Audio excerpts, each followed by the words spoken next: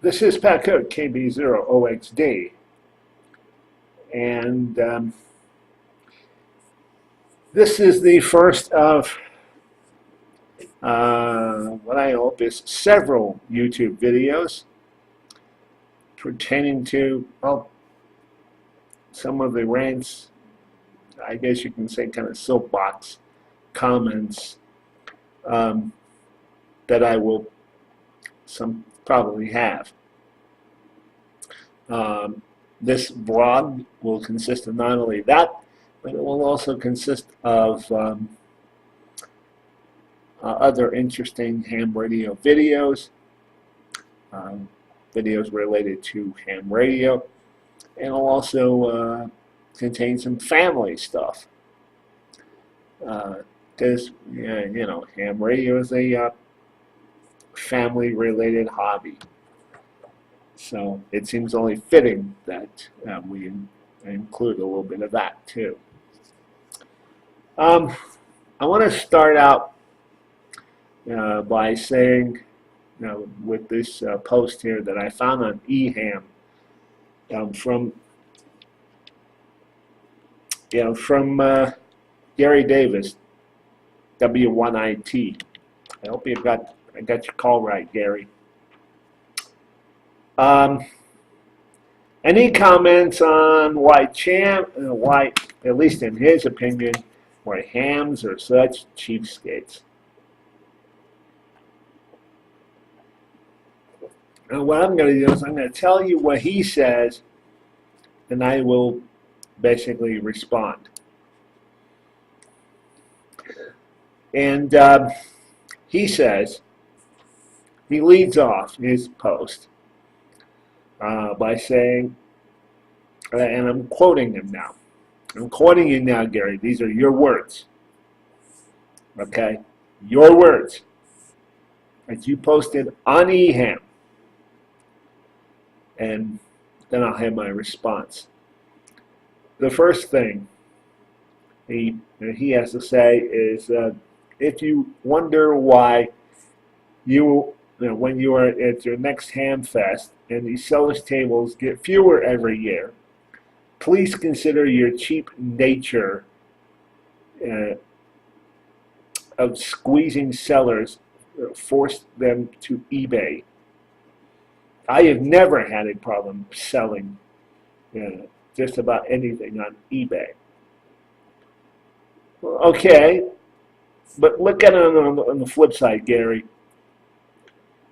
Number one, how about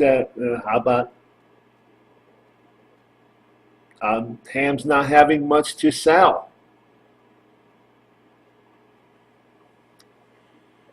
There's that possibility.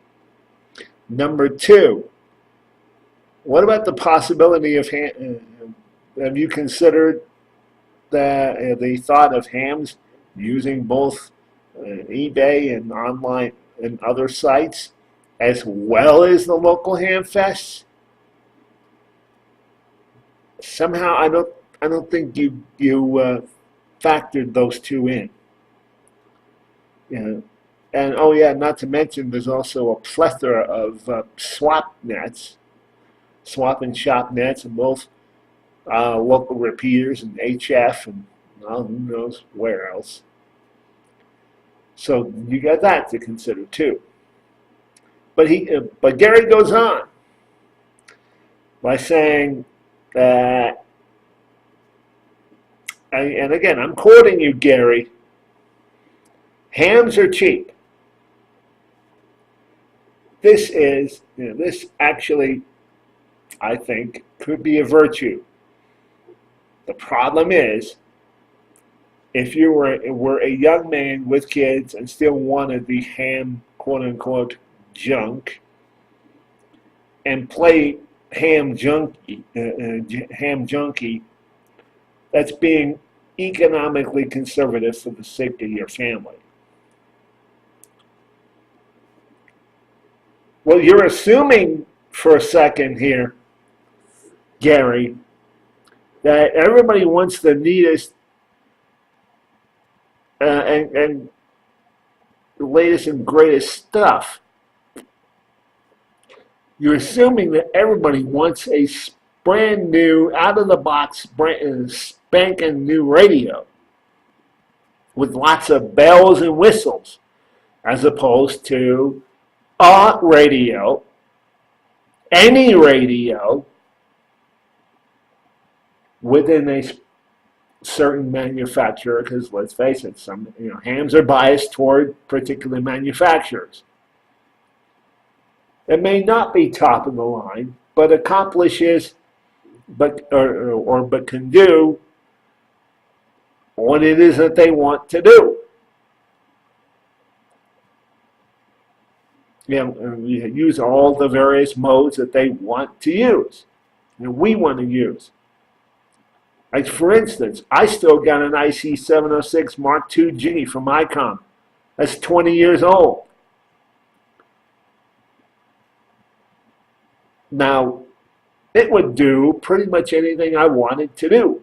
HF, VHF, UHF. If I had the antennas for them, which I only had the antenna for HF, but not all the proper equipment. But the rest of the equipment isn't exactly all popular, all proper yet. Or otherwise I'd be on HF.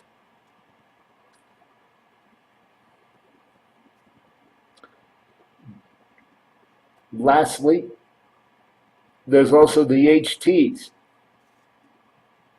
Some people only want a 2 meter 440 ring. That doesn't have all kinds of bells and whistles. Doesn't have D-Star in it. Others might only want a 2 meter brick. Yeah. Remember those? It just depends on what people want. Which may not have anything to do with owning the latest and greatest brand new out of the box spanking shiny rig.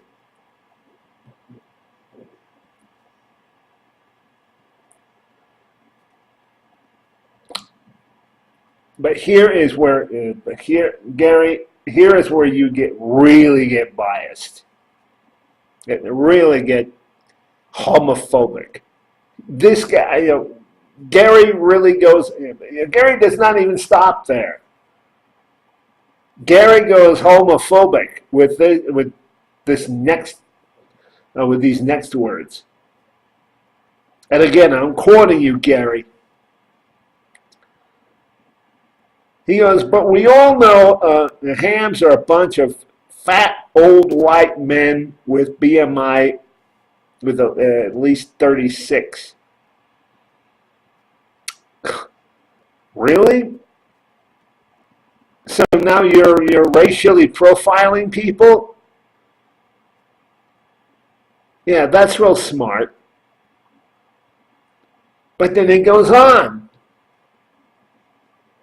Yeah, my response is that, that smells of what I just quoted you on, Gary, smells of racial profiling. But Gary goes on. He says some can't even get out can't even move on their own and need an assistance buggy and sport these handicap disclaimers. Okay, Gary. Now this is where you and me are getting a little personal. I was born with a handicap. I was born with a disability. I was born, or just about near it, with the inability to decipher Morse code. A neurological disorder called epilepsy. And I'm not the only one afflicted with it. There are dozens of people who are afflicted with it. A lot of people can't decipher Morse code or have some sort of medical issue or be it neurological or otherwise that prevent them from understanding the code. But you wouldn't understand this. You and your homophobic attitude, you and your homophobic mentality wouldn't understand this. Something like that. You know what I call that? I call that ability profiling. You're profiling and judging everyone by someone's ability, by one's abilities. Ability profiling. Real smart. Even dumber than racially profiling people.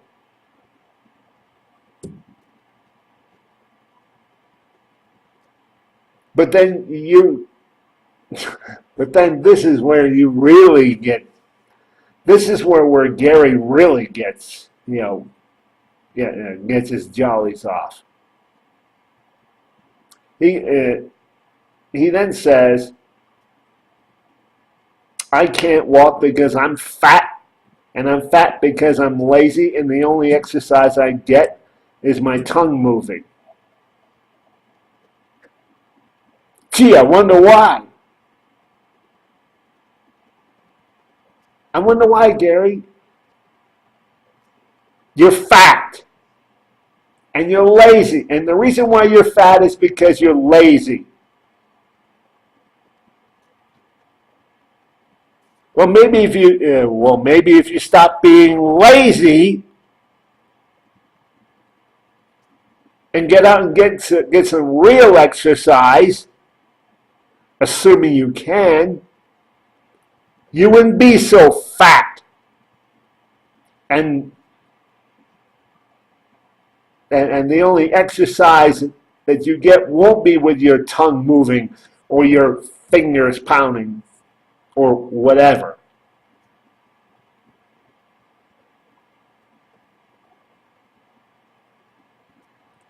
And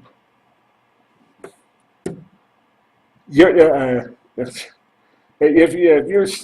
you're this homophobic on message boards, I would hate to hear you on the air.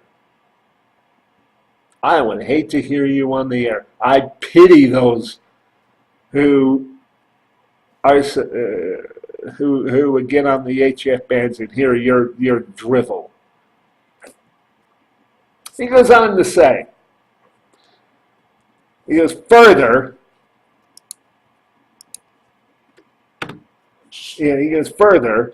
He has given up on trying to sell any ham gear on a ham board. Why? Because the fat guy always says he knows. I want $1,500, but he's got something to trade. Look, if I wanted to barter, my Ed would have said so.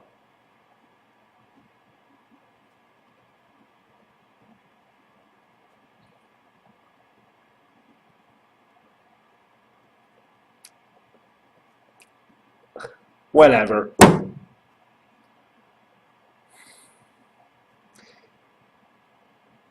He finally wraps up by saying this. And this is so narrow-minded. Gary wraps up by saying, just very old, cheap, and mind-disabled. That fits you perfectly, Gary. You're very old, cheap, and mind-disabled.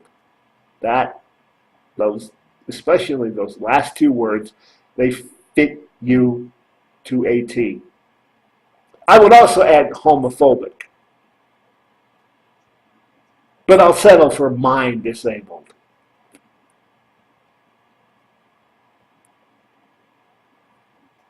The last words he said, that's your typical ham today with the average age of 75. Really? Let me look at your QRZ profile. I got it on my old smartphone here. Funny thing. Interesting. That doesn't mention anything about your birthday.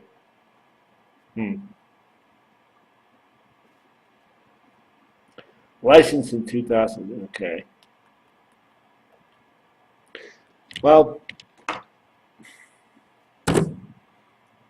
maybe you're not 75, but you know what? I wonder where you're getting that your information, quote unquote, about the average age.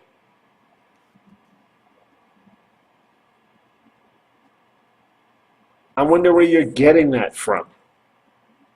The QCWA? I doubt that. I doubt it very seriously. Fists? Yeah. Fists, maybe. You're probably getting it from there. Fists has definitely got to be ham radio's equivalent of the Tea Party.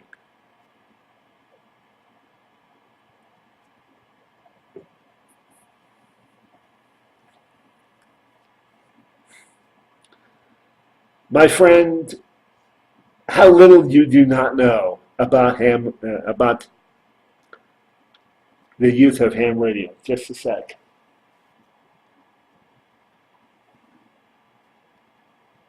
Just a sec.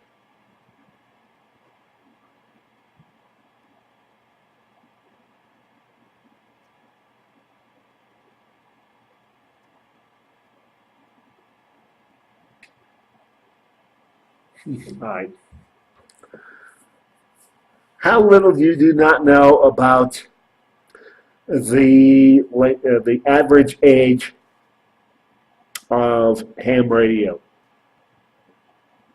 How little do you know of the number of young people who are in the hobby? Yeah, that's right. Young people. The hobby today has more young people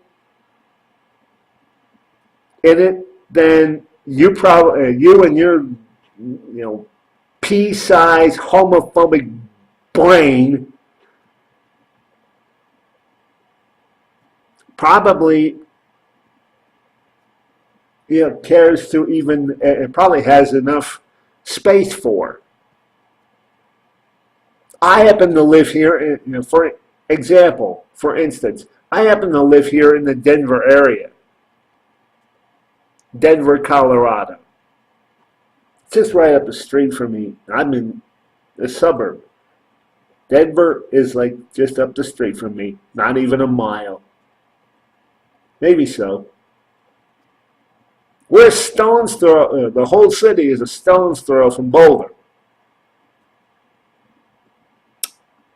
Home of one of the largest young ham clubs probably in America. The Bart Juniors. Yeah. Bart Juniors. I'm not sure what their membership base is, but it's got to be pretty high, considering they've been around for, oh gosh, years.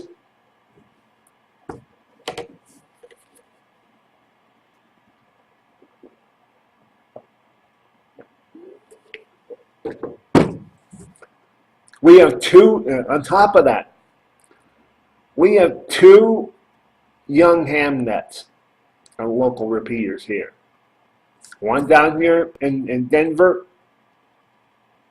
as well as the Bart Jr. net up in Boulder. For all I know, there may be one on D-Star. There's a group of them. There's a group. there's a rather sizable, large group of hams, of young hams, on D-Star here. But then again, if you've never been on such modes as D-Star or Echolink or IROP, you wouldn't know such things. If you happen to think that anything that even smells of ham radio over the internet isn't radio, you wouldn't know such things.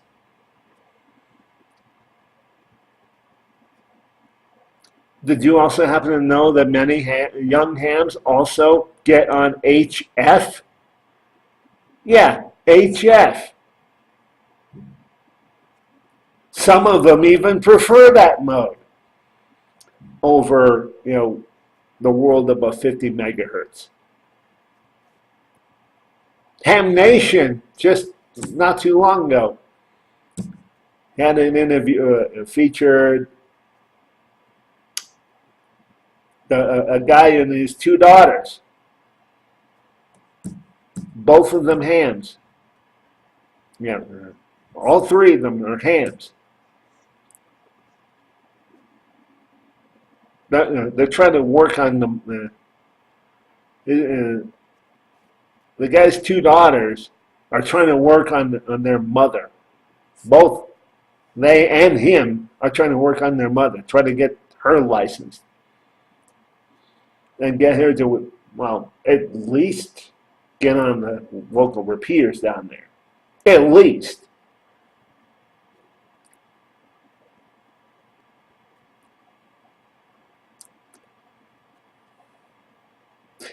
I will give you one thing, though, Gary.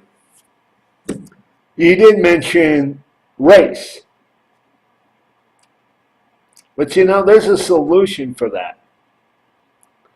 To encourage minorities, YLs, and young people into ham radio. We all do it all the time. We do it all the time with young hams,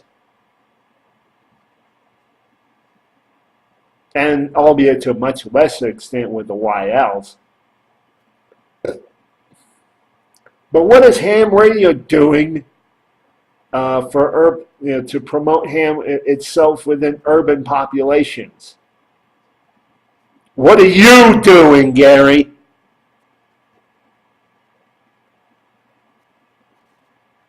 I'd probably be willing to bet absolutely nothing, just like the rest of us.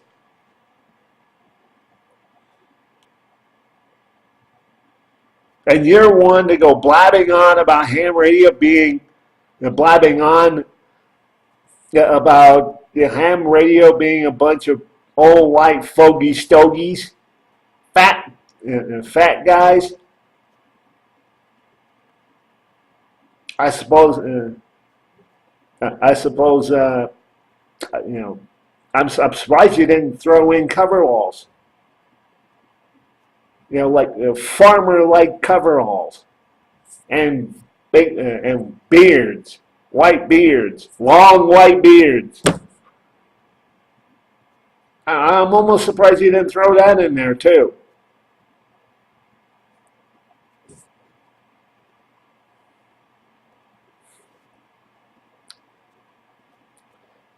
But as I just said, yeah, there's a solution to that.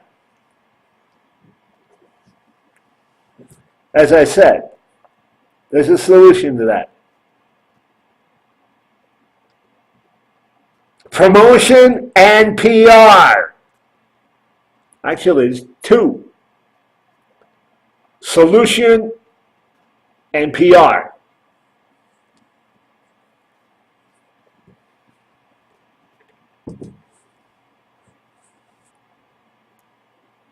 I'm saying not solution and PR, but I mean promotion and PR. That's what I was trying to say.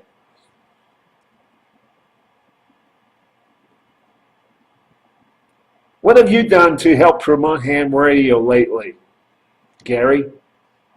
I suppose I could ask the same question of myself, which is nothing. There, I said it. But what have you done? What do you do to promote ham radio, Gary? And I suppose anybody who thinks like him.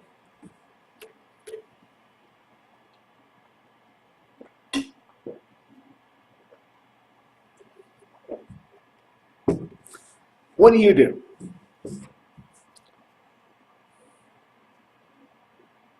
To promote ham radio?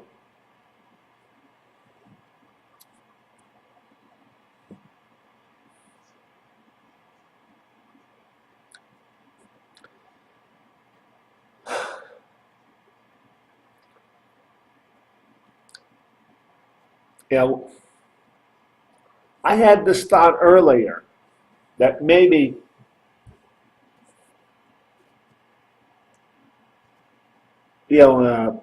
individual clubs might have their own PIOs instead of relying on just the ARRL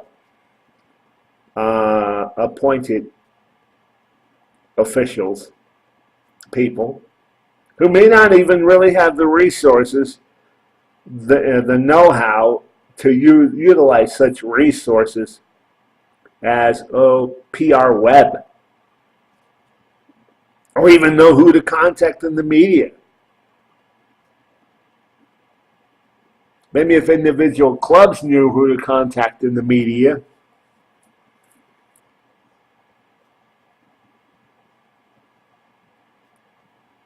then then they could put those people to use to contact the media for whenever a club has a particular event, as opposed to relying on ARRL officials, some ARRL PIO who might not know, who might only pad the title, who might only be able to who might be just nothing more than a title holder in name only.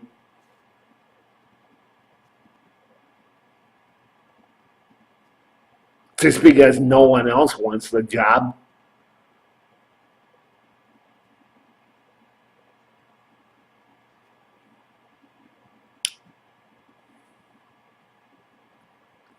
Anyway,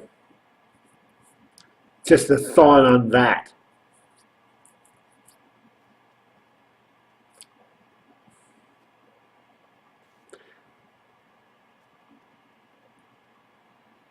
I think what I'm going to do is I'm going to wrap this up and we'll post it and see what you guys on eHam have to say.